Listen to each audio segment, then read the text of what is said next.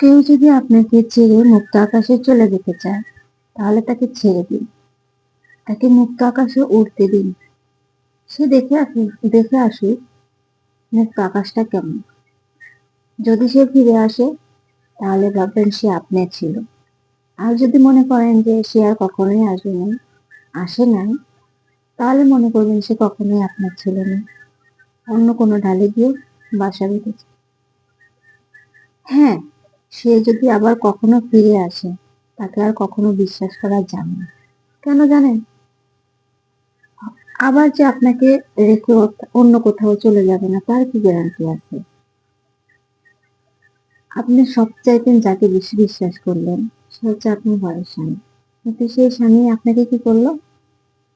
রেখে অন্য কোথাও চলে গেল বা মুক্ত আকাশে চলে গেল। তাহলে আপনি কাকে এত বেশি ভালোবাসলেন? কেন এমন হলো? কিসের জন্য? কোনো প্রশ্ন আছে? কোনো প্রশ্ন নেই। তবে আপনি তাকে নিঃস্বার্থভাবে ভালোবাসতেন। এটাই আপনার অপরাধ।